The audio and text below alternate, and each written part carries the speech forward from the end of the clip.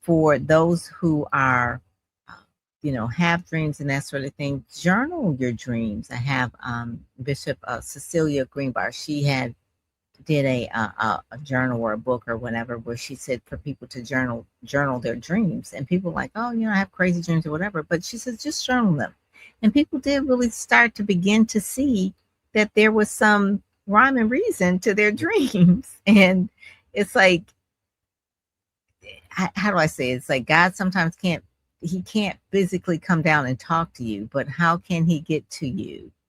Obviously through the word and obviously going to church, that sort of thing, but dreams are really important.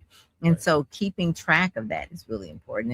And I'm just a big believer in that, because sometimes, or even it's an unction where you will have a type of thing. It's like, well, I was supposed to call that person. Call them, you know, don't text them, call them. If you hear a nudge to call them, that just happened the other day. And I hadn't talked to a friend in a while, and it was like, when a couple of, and it was like, she was like, I'm so glad you called. She said, I almost died the other week. I had surgery. They didn't do the blood work before they didn't do the workup. And then finally they did, and they could have died if she had this. I was like, you have been on my Right. heart, Good like deal. for real, for real. And I hadn't talked to her in months. I was like, you've been on my heart. It was like, okay, let me just sit down and call and see what's going on. Wow.